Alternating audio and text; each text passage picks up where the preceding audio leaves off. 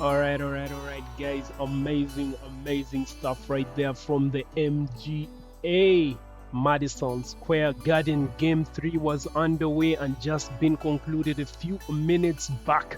Amazing stuff. I'll bring you what the inside the NBA Fox had to say. We had Draymond Green on, as you can see right there. It was amazing. Of course, Victor Wembanyama saying a couple of things ahead of the game and of course living up to his word.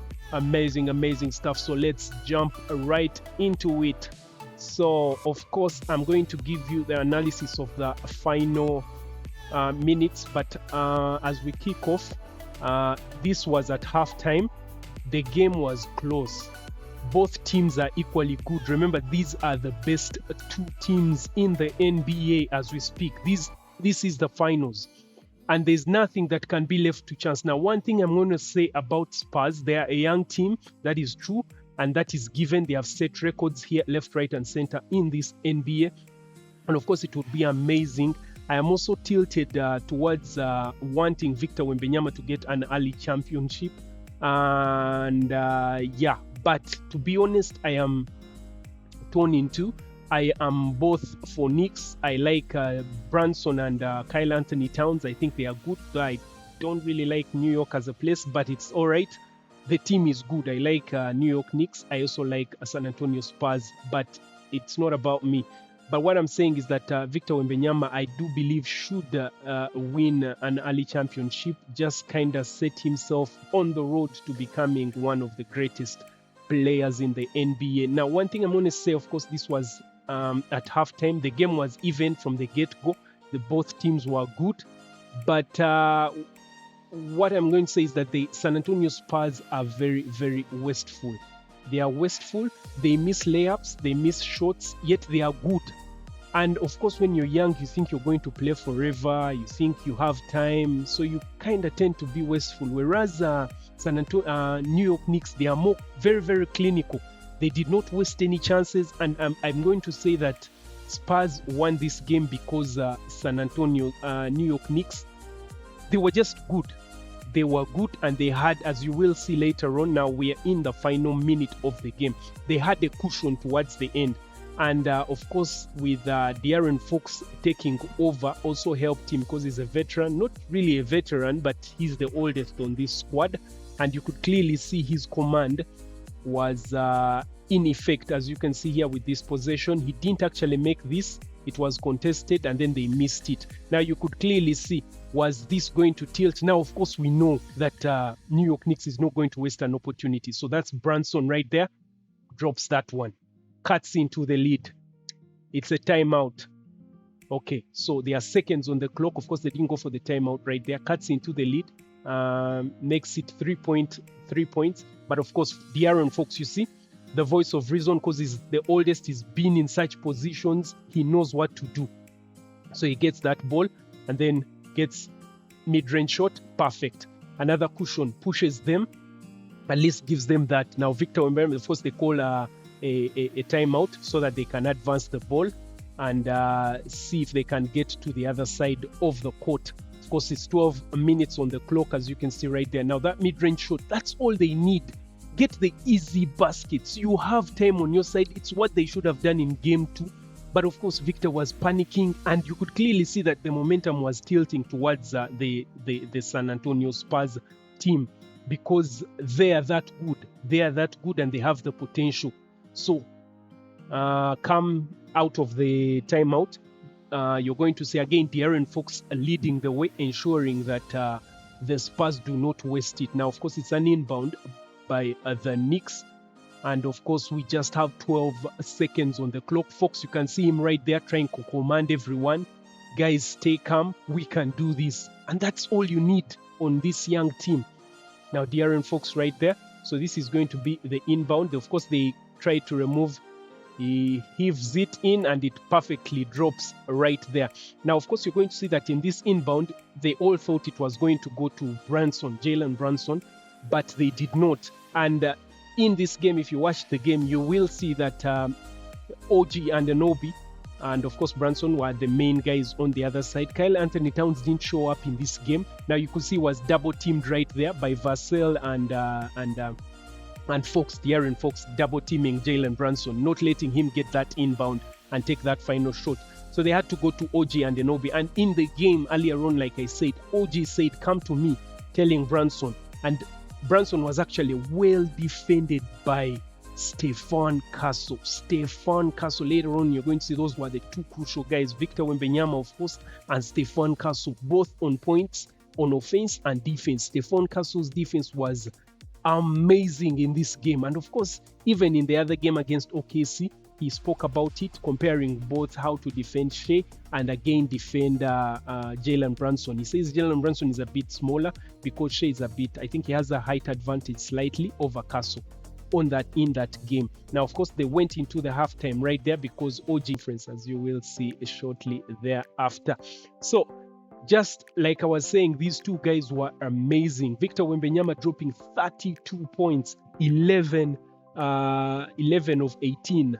Very, very high, good numbers. 8 rebounds and 6 assists. Stefan Castle on both sides, both defense and offense, 23 points, 5 rebounds and 5 assists. So these guys were so good. And of course, they were critical towards bringing back the Spurs into this game and this series. So it's 2-1 and with the potential of actually evening it out 2-2. But like I said, the difference between these two guys, these two teams, this is Victor Wembanyama being called back out, of course, to give a press conference and explain about the game. So I was saying the difference between these two teams is that New York Knicks has the experience, they have the pedigree, so to say. They have been in the playoffs more than most of these players of the Spurs. Remember, the Spurs there was even a point in time when they had gone a while without missing in the playoffs. Then suddenly they had to miss out on the playoffs for a considerable period of time. Got Victor Wembanyama in his first season, and of course they didn't have a very, very good first season. Of course, he became a rookie of the year because he was that good. Then come this year, they're in the playoffs for the first time. Most of them actually are in the playoffs for the first time. It's except I think Fox might have either made it to the play-in tournament, because I remember him beating Golden State Warriors in one of the play-in tournaments. I don't remember if Sacramento ever did make it in the playoffs. I'll just check that out. But yeah, so the only thing the other guys have is that they know how to win in pressure situations. As you can see in game 2 where Victor Wembanyama just tossed that ball, because they have not been there. It's all new experiences for these kids. It's the first time for most of them to be in this situation. So they are learning. So that's why critical players like Fox right there is very, very, very crucial to calm these boys down and tell them, guys, there's no need to panic. There's no need to panic, and they shouldn't be wasting most of these opportunities that they get, because they do get good opportunities, layups, they get free shots, which they actually miss. Whereas the New York Knicks do not waste any opportunity. And I'm not saying that New York Knicks had a terrible game. No, they were good. It's just that the Spurs were better. They were better. That was the shot that actually did it for them. They were better in this series. They were so good. But the Knicks are also good. They had an amazing game right there. So of course, the Inside the NBA guys did have an input in this game, and of course they did mention, of course, it started out, of course, with Arnie welcoming the squad. We had Draymond Green also sitting in this game. Now, of course, their input was more or less what I was saying. Of course, Shaq said, because in the first 2 games he said Victor Wembanyama did not have the heart, he did not have the push, the urge, the aggressiveness that he needs as the main man on the team. And that was true to one extent, because he had been there the first time. And of course, Charles Barkley, the voice of reason, said that he was in shock. He had not been there before. He was in shock, and it wasn't. So he didn't he got shook. Of course, remember the first two games, Kyle Anthony Towns had amazing games. He was shooting all over the place. So Victor was torn in between because he had to remove the mid-range of Brunson. And then again, if Kyle Anthony Towns is shooting from range, it puts him in two spots. He has to be like in two spots to cover, of course, Kyle Anthony Towns' long-range shot and also try to push off Jalen Brunson's mid-range. So he was torn in both those two. So he was in shock. And of course, at this point in time, he's agreeing, he's saying, yeah, the aggression is on and he's doing the game. And actually, if you watch the game, you will see that there was a point in time where Brunson was trying to screen Victor Wembanyama in the game. And Victor Wembanyama shoved him away, pushed him. And of course, Brunson flopped, threw himself to the ground. And of course, the referees didn't call it because you can clearly see this is the finals. We don't want any nonsense. And Shaq was out to say, this is what we need. No, you're a small man. Get off me. That's what he was saying. Small man, get off me. You need to have that aggressiveness so that you push the teammates and tell them, guys, we are in a war right here. We have to fight back, roll out of the foxhole or something, and then get back overboard, get out of the water. And of course, Charles Barkley is like, no, that is wrong. It was a bad move. Yeah, it was a bit aggressive and not cool and all that. But I mean, it's the finals, guys. It's the finals. You're not going to get here. It takes forever to ever get to this point. So it's an opportunity that they should win by all means. So of course, Barkley has called the game. I do tend to go towards him. I think he's the voice of reason on this squad, on this team. The other guys are usually swayed by peer pressure and experience. They are quick to go with the flow, especially Kenny. Kenny's one of those guys that he will say one thing today, then see how the audience responds. Then he will also go change his position because the audience either is against it or he sees it as controversial or whatever. But not Charles. Charles will say it as it is and he will stick to it. He's not going to change his mind whether the audience is against him, whether it's controversial or not. That's why I call him the voice of reason on this panel. Kenny, I don't think so. He's one of those guys that just goes with the flow, whoever goes with the flow. I don't want to also get into the race card stuff. But anyway, so Charles calls it. He says the Knicks are actually going to win this game. But let's wait and watch. I think the Spurs, if they can get their heads together and start to believe that they can win this game, I think they can actually win this game.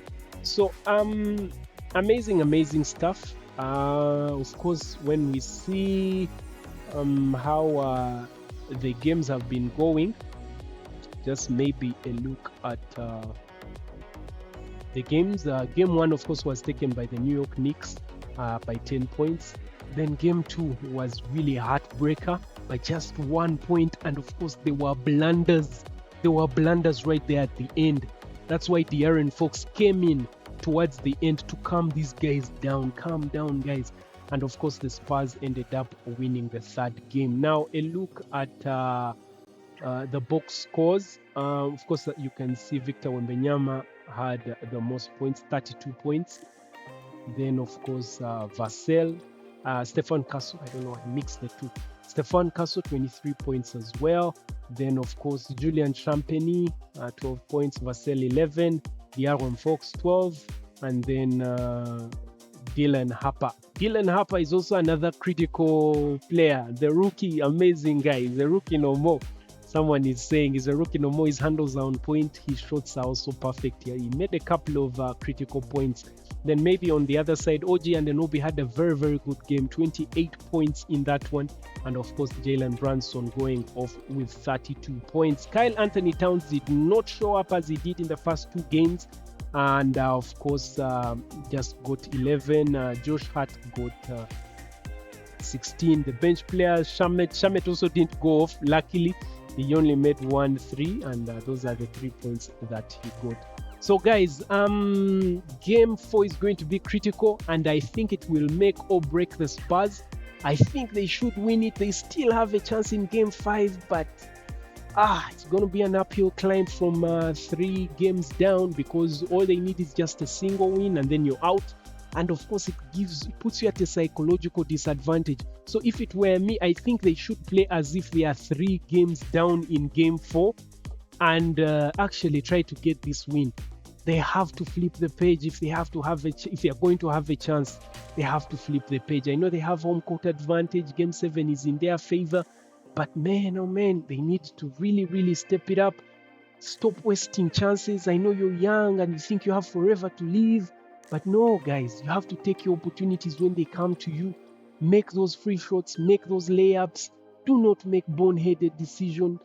I don't know how they're going to do it, but I really wish them the best. Maybe one other thing is, of course, the game is not far away. Just look ahead for it. All right, guys, I think I'm out. That is it. I just wanted to give you guys the analysis of the final minute of the game, and of course let you know that this is amazing stuff, guys. It's amazing stuff. One of the best finals that I've seen. Of course, the semi-finals, the Western Conference Finals was otherworldly as well. Of course, they managed to beat Shai Gilgeous-Alexander and his star-studded team, which was to me a win. It was a win, but if they can go all the way and get that win, that would be amazing. All right, guys, I'm out.